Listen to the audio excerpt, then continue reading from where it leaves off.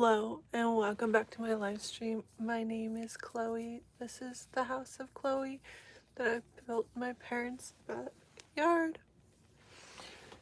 And I'm living in a van.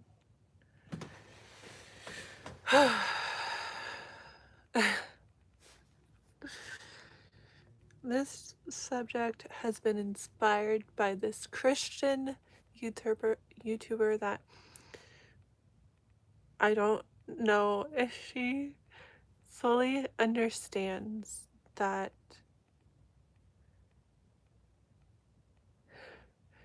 the need the need for sex. I'm not sure if I know that not everyone has this experience, but there are signs and wonders about this subject. So I guess you can call me Dr. Ruth right now because we're going to get into some details about intimacy and just something that has been a need, like a need for, let's say, decades at this point. And I'm not getting into any details about what I am or how many people or if any, but there is a natural intuition within me that is just so evident and it's so instinctual in my mind. And it's like it kind of like drives people crazy. And and it's like one of my biggest hurdles in relationships is getting guys to understand that I do want to ultimately get the relationship to a marriage point and have those instincts within me come out. But I don't think they get it. I don't think they like realize the need that I have, that they show to me, that I also have that need, but I do not want to have that with everyone. And it just seems like it doesn't matter to them, like they can't help themselves, and that they are like these animals. And it's like, it must be good from me because am I okay? No. It must be good from me, whatever I do give them. It must be good because they beg it of me. I could literally have sex with a different man each day of the week if I so desire. And how can you help? You can't help at this point. I have to just isolate myself and never come out of my tower. But also it's like if I'm not giving that to them, they flee like their life depends on it. Or, yeah, it's like,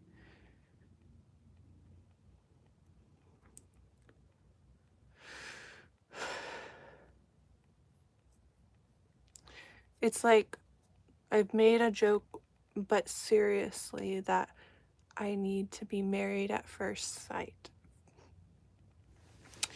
Um, it gets worse in your 30s. You sometimes can't even hang out with certain people. And it could be even some kind of psychological addiction. Um, so, um,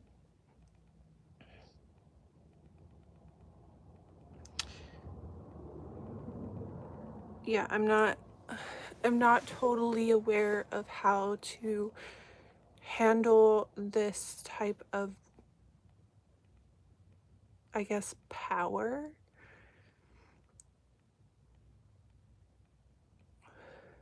Happy Halloween.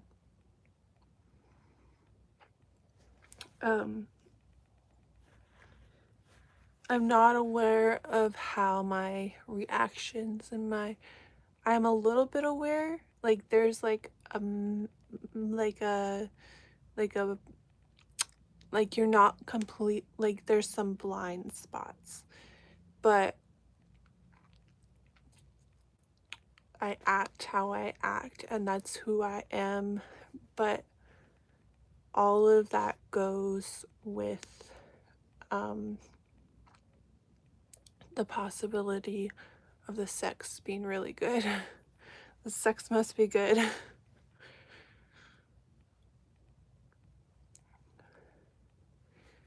Um, that's why I need to go to my local police station and find Officer Anderson.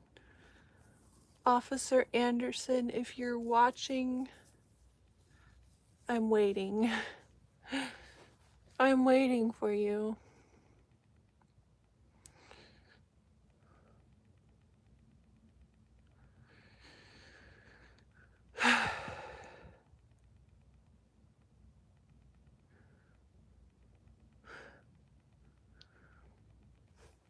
Officer Anderson put me in handcuffs, and now I can't get over it.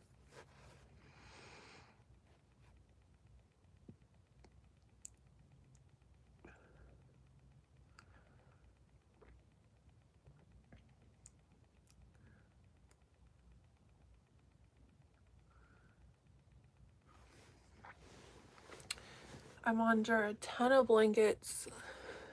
Um, but yeah, what I was gonna say is once you open that door of closeness, even if it's not sex, say cuddling or kissing or holding hands, and even as like a child being close to your parents or your siblings, obviously you're human and obviously you need affection and you need human touch. And for me, I need it. I need a lot of it. And I need hugs and cuddles and kisses and like, yeah, obviously I want that too. I think it's very strange. And maybe it's because I'm like a logical like person and also very curious. I think it's very strange that like I don't know if like people in their 20s really understand how much of a need it is. than someone in their 30s understand that, because at this point I can't even be tempted. I can't even be tempted.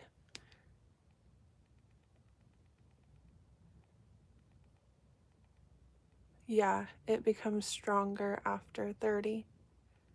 No freaking doubt. And yeah, I did long distance for this exact reason. If I'm not ready to have a baby, I cannot be close to you. Like, if I'm not ready to have an actual human being exit my body, I can't be close to you. I cannot be in the same state, even. And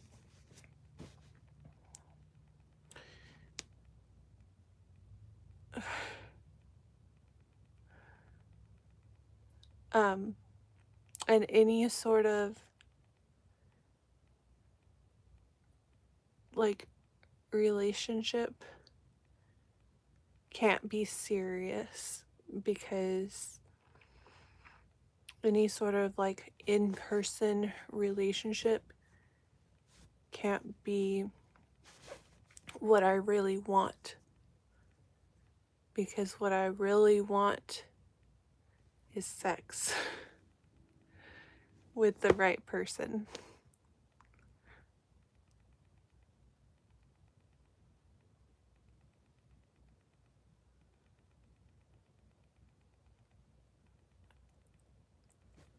But like I was saying, is like,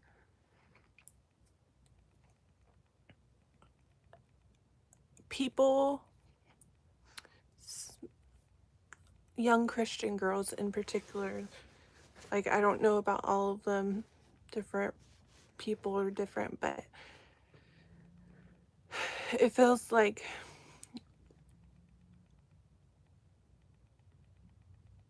those thoughts are not like in there or something, because like it seems like, at least from the one video that I was just watching, is like, for me for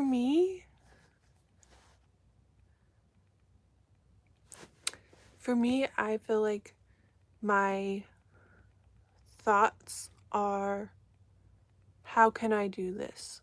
What do I need to do this? How does it work?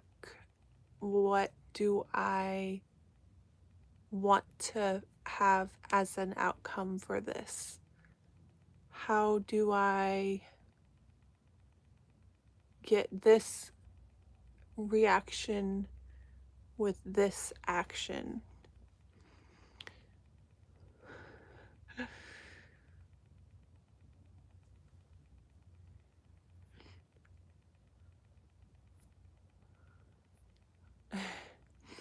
But like, these are things that I have been practicing and thinking about for decades. For decades. And keep in mind that I have built an entire house. Oh my God. Um,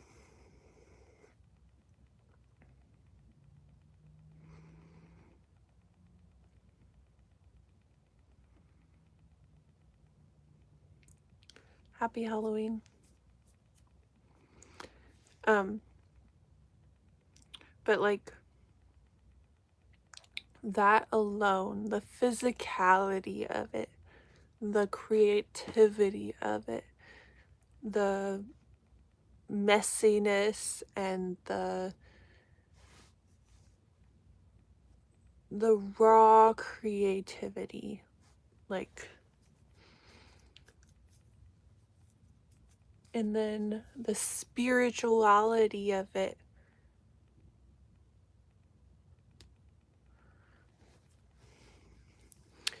Like the idea that it is from God, like it's a God made within you, and also you're made for it.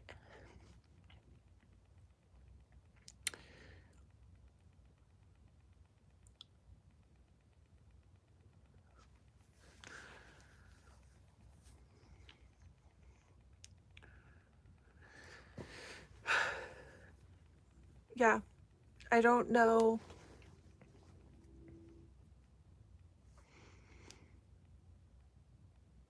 It's like my 20s, my teens, my 20s was my teens. I was comprised of completely different cells in my body. I was very new, and I was very doubtful of my boyfriend and that he was even the one. But I loved the comfort of a person who cared about me.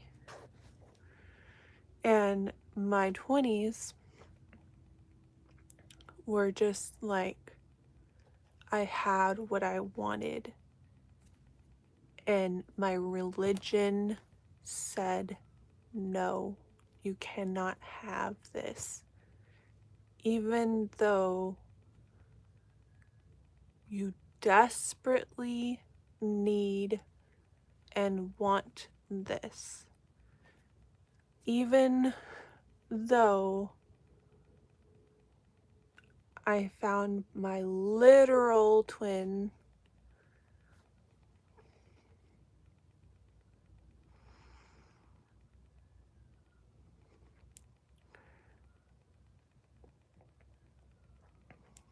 or something so familiar to me that was so toxic. I'm a kinder person than that person, but it was the most detrimental thing to do that. To not do that. But you cannot change. I cannot change what happened.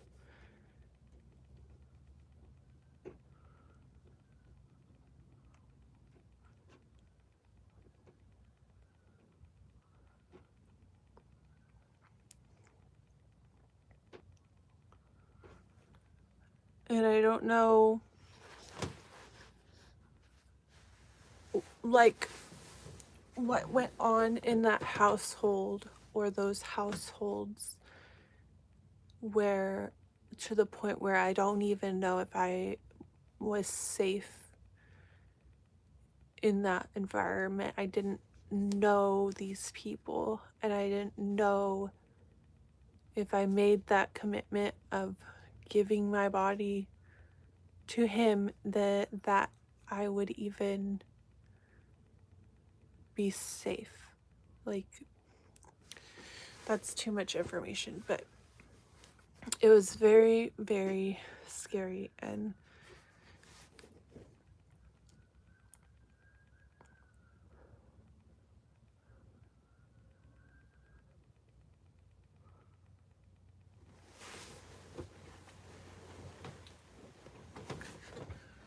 then now, over 10 years later, let's say that there's a lot of potential, but there's no right answer yet. there's no definite right answer. Like when you're taking a test and you're like, this answer, that answer, this answer, or that answer, and you're like, they could all be good answers. They could all be good answers. Like, very similar, very well put together, very attractive answers. And and but there's no definite right answer is what I'm trying to say. And I've heard it before that you just sort of pick one and then you go with it. But I don't think I want to just do that. I don't think I just want to pick one and be like, oh, yeah, this will work.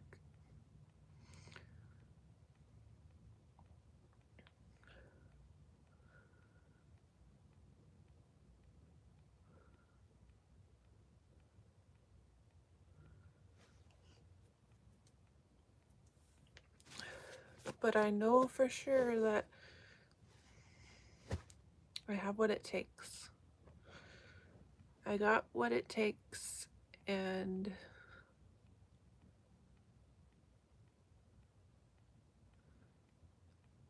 I'm not dating anyone. I'm looking for my husband.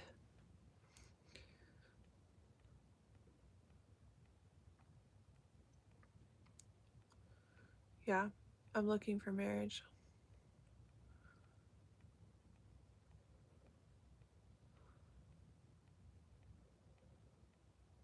I'm being refined, and he is not done with me. That is very true and a very good point. Yes, I'm in a van. What's the obstacle? The obstacle is building my house, living on my own, growing up, finding Officer Anderson, and getting married. Go ahead.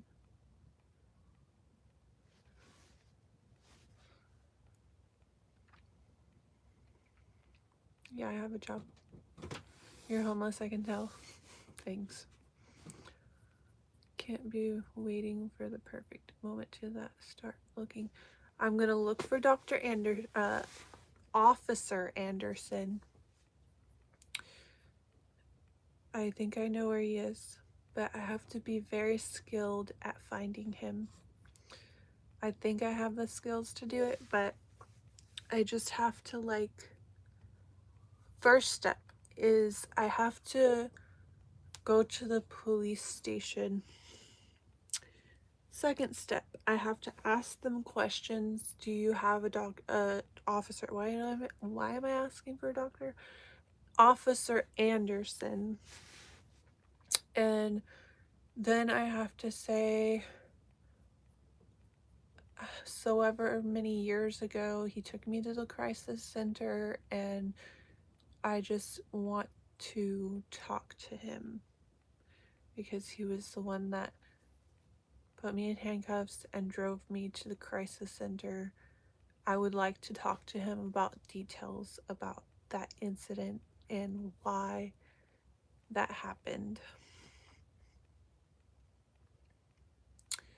And so,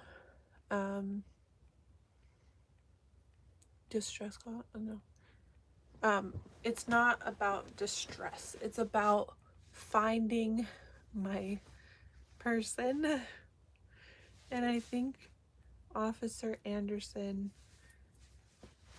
is the first person I should look for to find my person.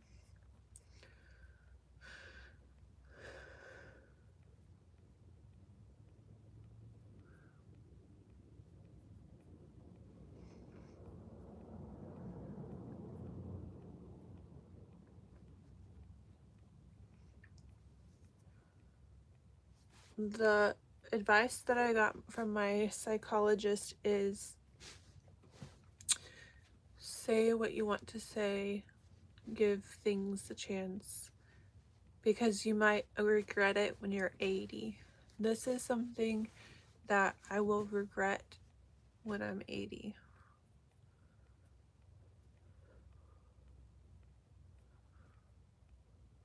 Maybe he is in the Matrix. I'm not sure.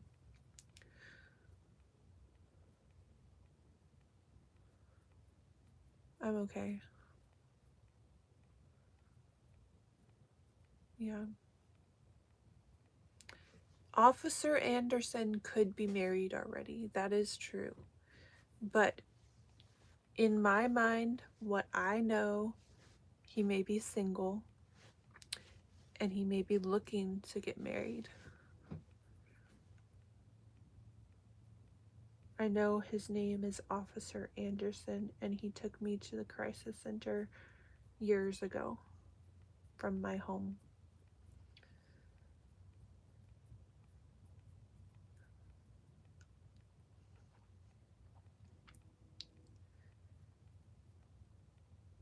We're hoping that he uses his handcuffs after we go to City Hall together.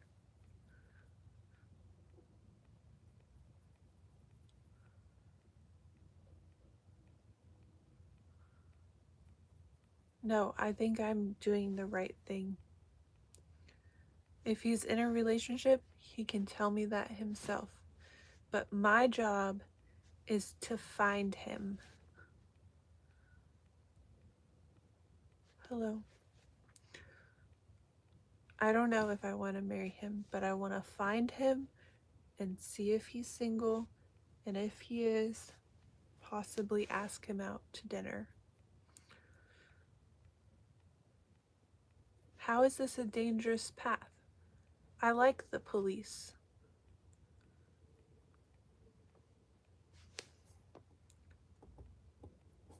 If they take me to the psych ward, I'll sue them. Because I am not crazy. I'm a person looking for marriage.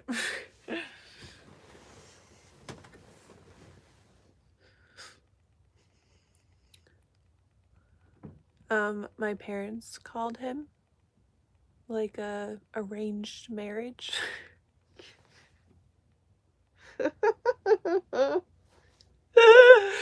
I'm kidding.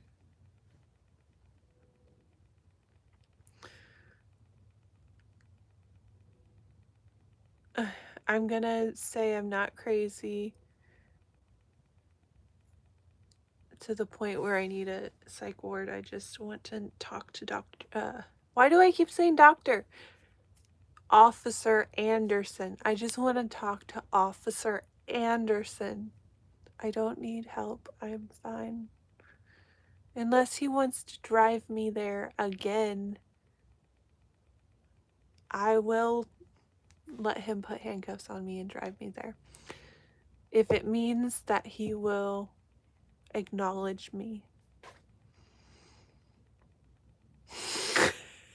I sound obsessed. That's me.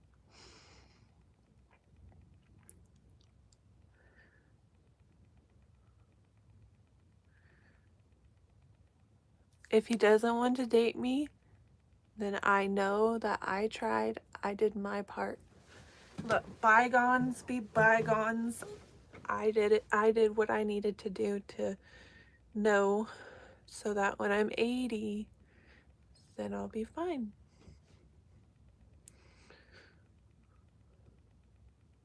I did try to look him up online.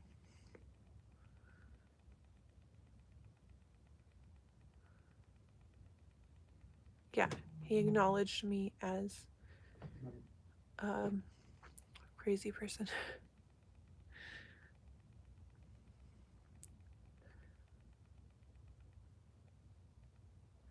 You gotta go out and get your own happiness sometimes.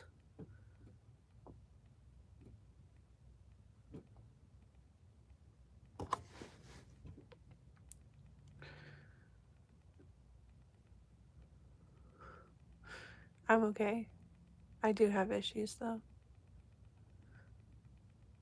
Alright, that's all.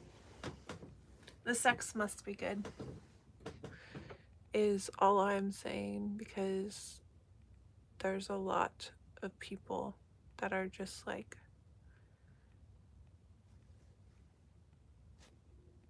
you know what I mean? So,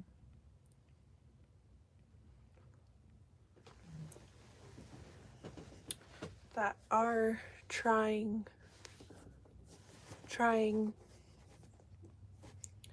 to inseminate me. That sounds so bad. They're trying. A lot of people are trying. And it's not always the way to go about it, is what I'm saying. But it is definitely a need. I do need help. Let me know if you see Anderson. Bye.